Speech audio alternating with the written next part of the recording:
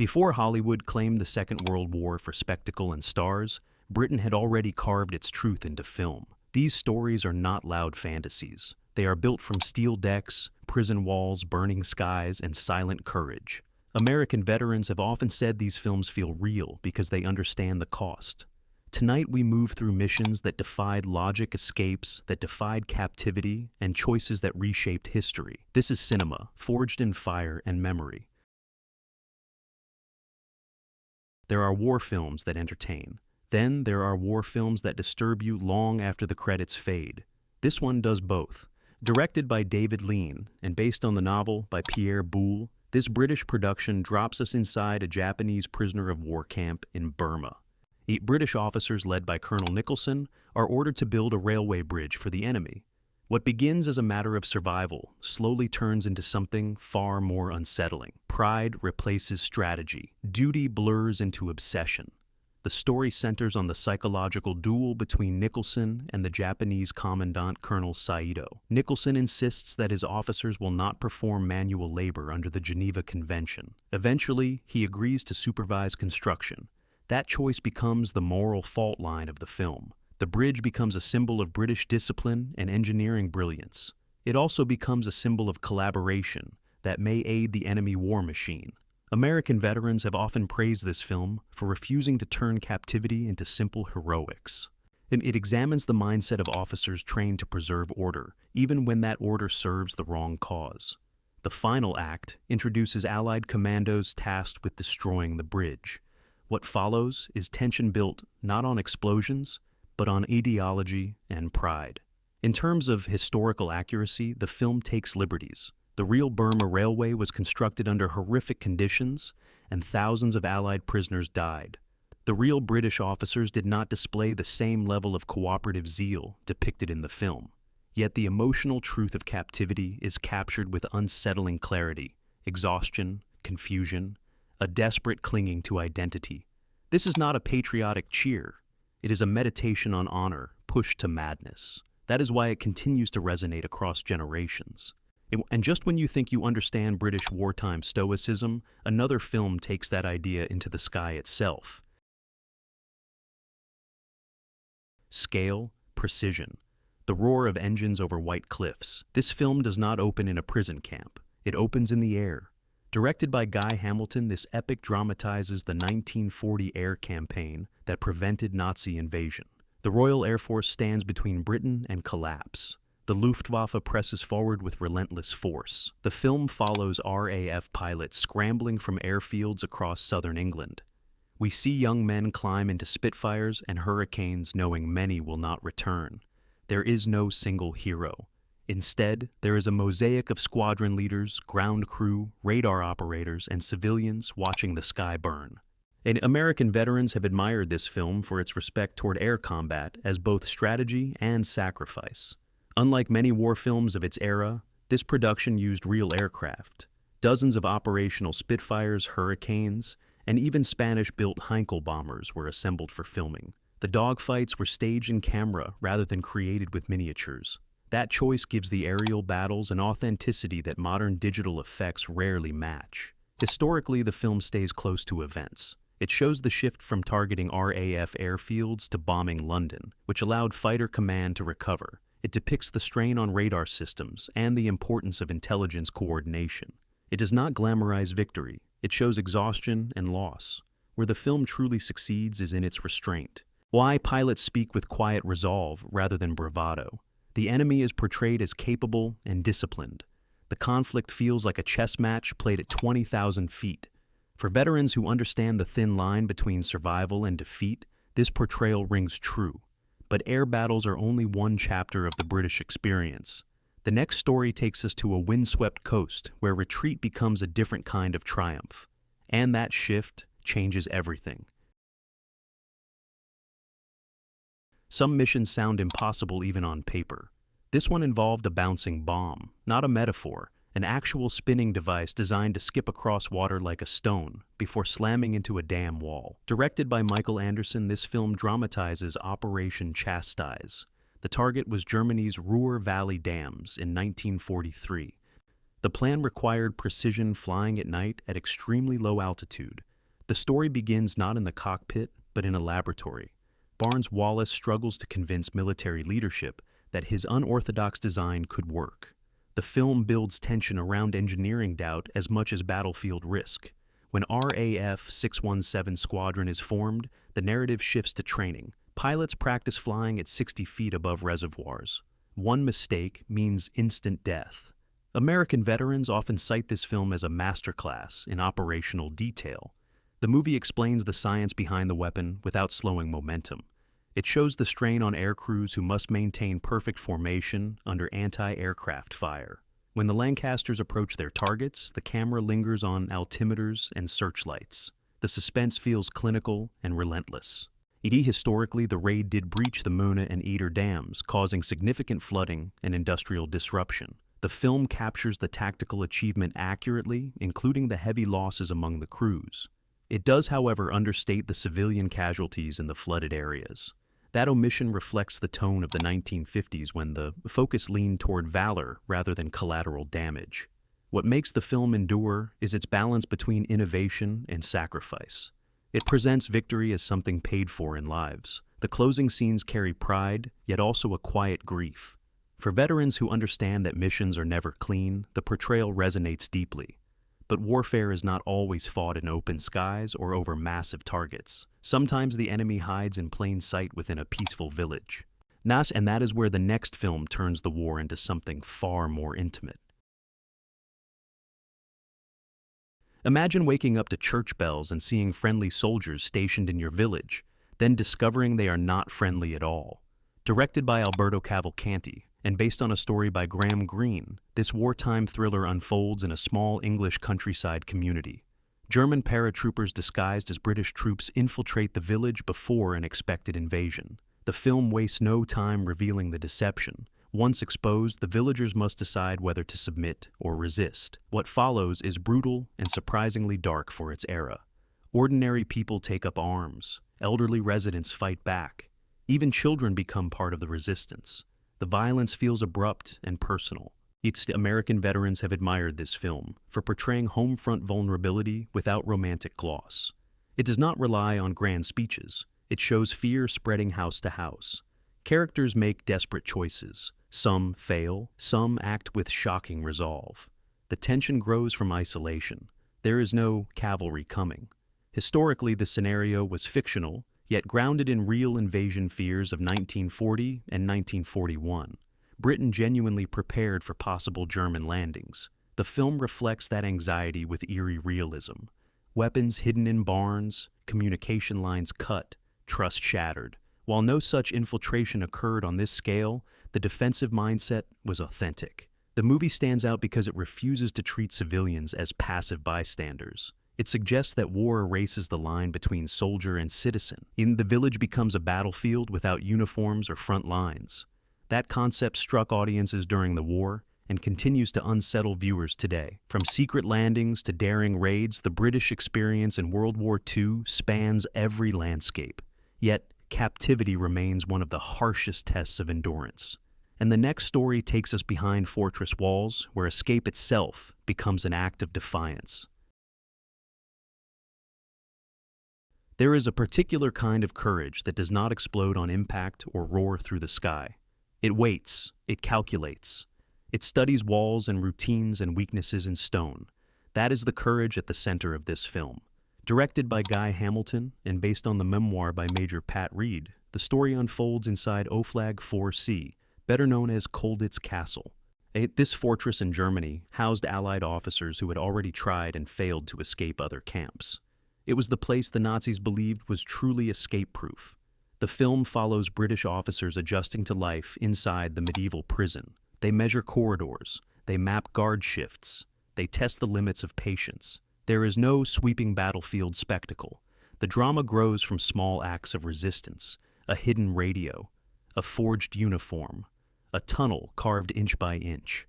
American veterans have often respected this portrayal because it shows that survival in captivity demands discipline equal to combat. Unlike later prison escape films that lean heavily on melodrama, this production favors authenticity. The real Colditz Castle did hold high-risk Allied prisoners. There were genuine escape attempts, including a glider plan assembled secretly in the attic. The movie does condense timelines and simplify multinational cooperation, but the core truth remains intact. Prisoners organized with remarkable ingenuity. Guards were not cartoon villains. They were adversaries in a tense chess match. What gives the film its lasting power is the atmosphere. Stone walls loom like a character. Hope flickers and fades. Some men break. Others double down. The script captures the psychological toll of confinement without turning it into spectacle. There are moments of humor, but they feel earned rather than forced. Every failed attempt increases the stakes. Every success feels fragile. For veterans who understand that war is often long stretches of waiting, punctuated by risk, the film resonates deeply. It honors the persistence required to maintain identity under enemy control, and just when you think endurance is the ultimate test, another British film challenges that idea by questioning authority within its own ranks. War does not always crush men with bullets. Sometimes it does so with orders. Directed by Sidney Lumet and starring Sean Connery, this stark drama shifts the battlefield to a British military prison camp in North Africa. The title refers to a brutal punishment. Prisoners must repeatedly climb a mound of sand under the blazing sun until they collapse. The enemy is not the Axis. It is abuse of power. The story follows soldiers who have been court-martialed for various offenses. They are placed under the command of a rigid staff sergeant who believes discipline can be beaten into submission. The tension builds slowly. Each march up the hill strips away dignity. Each confrontation reveals cracks in authority.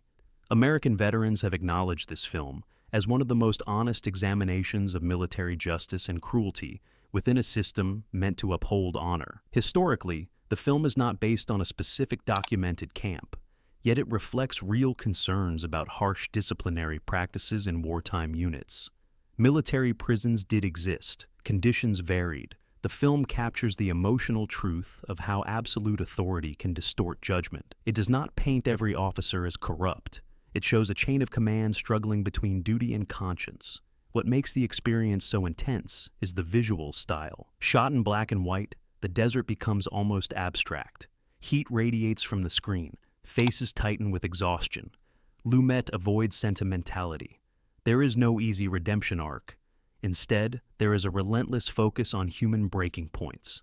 For viewers expecting traditional battlefield heroics, the film is jarring. It suggests that integrity must be defended even inside one's own uniform. That message struck deeply in an era when audiences were beginning to question institutions. Veterans who know the complexity of military life often see this as a bold statement about responsibility and restraint. From prison camps to internal discipline, the British war film tradition refuses to offer simple triumph. Yet the next story moves into the shadows of espionage, where secrets travel faster than bullets, and one man's silence can decide the fate of nations. War on screen often arrives with artillery and air raids. This one arrives in silence. Directed by Richard Marquand and based on the novel by Ken Follett, this British thriller moves away from squadrons and regiments and instead follows a single German spy operating inside Britain. His codename is the Needle, precise, cold, almost invisible. The story unfolds in 1944 as Allied forces prepare for D-Day. The spy uncovers the truth about Operation Fortitude, the elaborate deception designed to convince Germany that the invasion will land at Pas-de-Calais rather than Normandy. If he reaches Berlin with that information, the entire invasion could collapse. What follows is not a large-scale battle. It is a tense pursuit that narrows into something deeply personal. The second half of the film shifts to a remote Scottish island. A stranded British woman and her disabled husband offer shelter to the mysterious stranger before discovering his identity. The psychological tension builds slowly. Suspicion grows like a crack in glass. The conflict becomes intimate and desperate. American veterans who appreciate the strategic dimension of World War II have often praised this film for highlighting the intelligence war behind the front lines. The deception campaign known as Operation Fortitude was real. British intelligence did indeed create phantom armies and false radio traffic to mislead German command. The film accurately reflects how fragile that deception was. A single confirmed leak could have altered history. Where the movie bends reality is in the fictional character of the spy himself. There was no documented lone agent who almost exposed the invasion in quite this way, yet the emotional truth holds. Intelligence operations depend on secrecy, and secrecy depends on ordinary people who may suddenly find themselves entangled in global stakes. What makes this film powerful is its restraint. Violence is sparse, but when it arrives, it feels sudden and raw. The Scottish coastline becomes both beautiful and isolating. Trust dissolves under pressure. The final confrontation carries weight, not because of spectacle, but because of the human cost of loyalty and betrayal. From spies moving through shadows, the British war story now shifts to something louder. Engines roar, smoke covers the sky, and retreat itself becomes one of the defining acts of survival. Few events in British history carry as much symbolic weight as the evacuation of Dunkirk. Directed by Christopher Nolan, this film does not tell the story in a traditional straight line. Instead, it fractures time into three interlocking threads: land, sea, air. Each timeline moves at a different pace, yet converges with mounting intensity. The film places us on the beaches of northern France in 1940, where hundreds of thousands of British and Allied soldiers wait for rescue. They are surrounded. Supplies are thin. The enemy is mostly unseen, yet constantly felt. Stuka dive bombers scream overhead. O destroyers sink under torpedo fire. Panic ripples through tightly packed lines of men. Parallel to the trapped soldiers, we follow civilian boat owners who answer the call to cross the channel and assist in the evacuation. Their journey is quiet but determined. At the same time, RAF pilots engage German aircraft in dogfights that feel claustrophobic and immediate. American veterans have acknowledged the film's respect for tension and realism. It avoids long speeches. Dialogue is minimal. The focus rests on survival. The sense of confusion on the beach feels authentic. Soldiers did experience chaos and uncertainty during the real evacuation. Over 338,000 troops were successfully rescued. The film accurately portrays the scale of the operation and the vital role of civilian vessels. Nolan chose practical effects wherever possible. Real ships and period aircraft were used. The aerial combat sequences were filmed from within restored Spitfires. This dedication to physical authenticity adds weight to every moment. The enemy remains largely faceless, which mirrors the psychological experience of being under bombardment rather than facing an opponent directly. The film does not present Dunkirk as a clear-cut victory. It presents it as a survival that allowed Britain to continue fighting. For veterans who understand that endurance can be as heroic as conquest, this portrayal rings true. As the Channel waters close behind the last rescue boats, the war continues elsewhere. And in another British film, the sea itself becomes a floating stage for courage and loss under relentless fire. Before Britain had won the war, it was already telling stories about why it must endure it. Directed by Noel Coward and David Lean, this film arrived while the conflict was still raging. It follows the crew of the fictional destroyer HMS Torrin from launch to destruction. The ship becomes more than steel and rivets. It becomes a cross-section of British society at war. The story begins with the vessel under heavy attack in the Mediterranean. As it sinks, survivors cling to rafts in open water. From that moment, the narrative moves through flashbacks. We see the captain at home with his family. We see sailors in crowded London streets. We see shipyard workers who built the destroyer with pride. The film weaves together these lives to show that a warship carries the hopes of an entire nation. American veterans have often respected this film for its sincerity. It does not rely on spectacle. Instead, it focuses on duty and shared sacrifice. When the ship faces combat, the emphasis is not on grand heroics, but on teamwork. Orders are shouted over smoke and fire. Damage control becomes a desperate race against flooding compartments. Historically, the film mirrors the fate of many Royal Navy destroyers lost during the early years of the war. The Mediterranean theater was brutal. British ships faced air attacks and submarine threats daily. While HMS Torrin is fictional, its experience reflects documented engagements and losses. The depiction of naval procedure and hierarchy feels grounded in reality. What gives the film its emotional strength is its portrayal of class unity. Officers and enlisted men share danger equally. Their backgrounds differ, yet their commitment aligns. Released during wartime, the movie functioned as both morale booster and tribute. It reminds viewers that survival at sea depends on discipline and trust. As the final images linger on survivors awaiting rescue, the message is clear. Ships may sink, but resolve does not. And yet naval warfare is only one piece of the larger British effort. The next story returns to the skies and ground combat, but through a lens that feels almost dreamlike and deeply personal. Some war films charge forward with orchestral scores and explosive crescendos. This one whispers.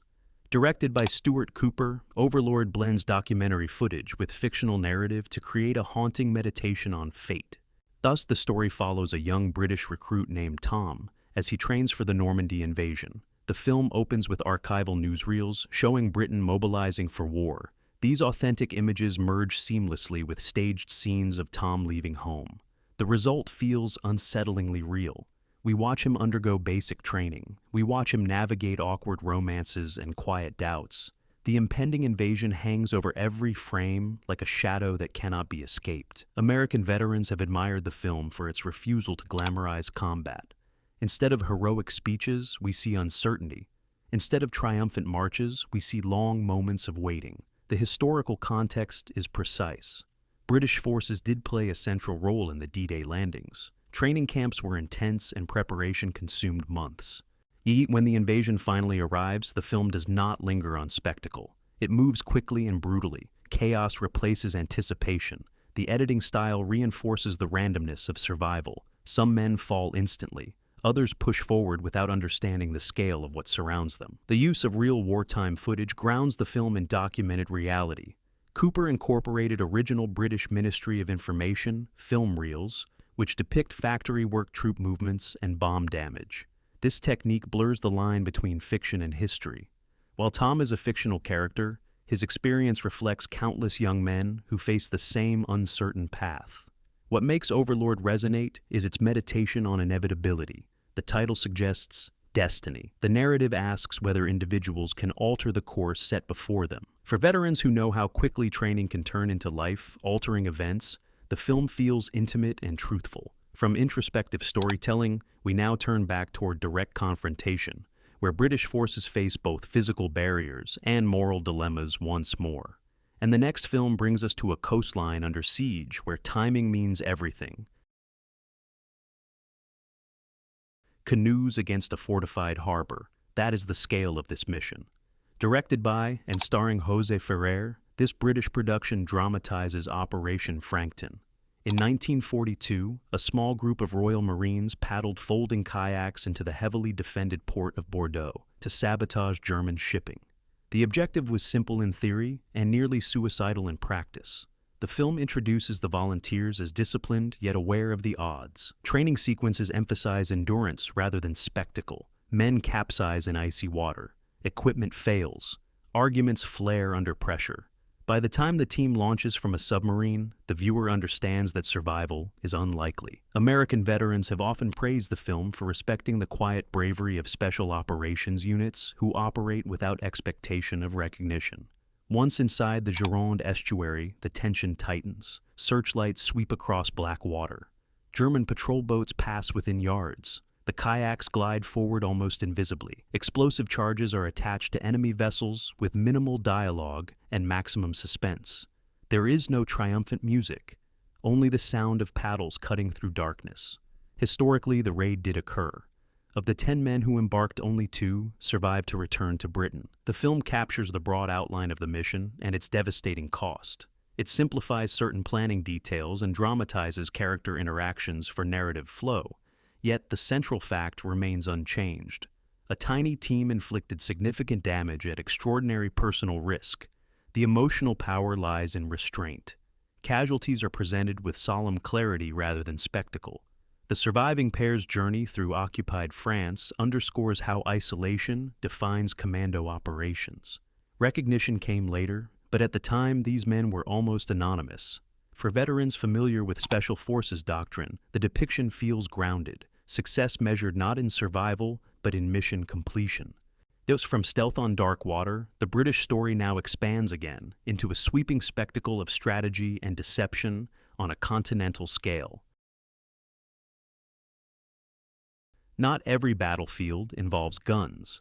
Directed by Lone Scherfig, this film shifts the focus to London during the Blitz. The government commissions filmmakers to create a propaganda picture that will lift morale and strengthen resolve. A young copywriter named Katrin joins the script team, tasked with shaping the emotional core of the story. The narrative unfolds inside cramped studio offices and bomb-scarred streets. Actors rehearse patriotic dialogue while sirens wail overhead. Producers debate authenticity versus inspiration. American veterans who have studied the cultural side of World War II often note that morale was as vital as ammunition. This film explores that idea with nuance. The fictional film within the film is based loosely on the evacuation of Dunkirk. Writers reshape events to emphasize heroism and unity. This raises ethical questions. Should art smooth over painful realities to inspire hope? Or should it mirror events precisely? The tension between truth and storytelling drives the drama. Historically, Britain did produce morale-boosting films throughout the conflict. Studios continued operating despite bomb damage. The Ministry of Information oversaw messaging. While the characters are fictional, the setting is grounded in documented wartime filmmaking efforts. The portrayal of rationing, blackout conditions, and studio resourcefulness aligns closely with historical records. What sets this film apart is its layered perspective, and it honors those fighting abroad while acknowledging those crafting narratives at home. The emotional stakes rise when personal loss intersects with creative ambition. The result feels intimate, yet socially expansive. Veterans often appreciate that the movie recognizes psychological resilience as a form of service. Laughter in a cinema during air raids was not trivial. It was defiance. From creative resistance, we return once more to large-scale confrontation, where aircraft fill the sky and national survival balances on the skill of a few. And that final ascent completes a circle through captivity, endurance, innovation, deception, and sacrifice. These films endure because they refuse easy glory. They honor sacrifice without illusion and courage without noise. Long after the battles ended, their stories still echo with truth. If you felt the weight of history in these scenes, then their mission succeeded. Some wars end. The lessons never do.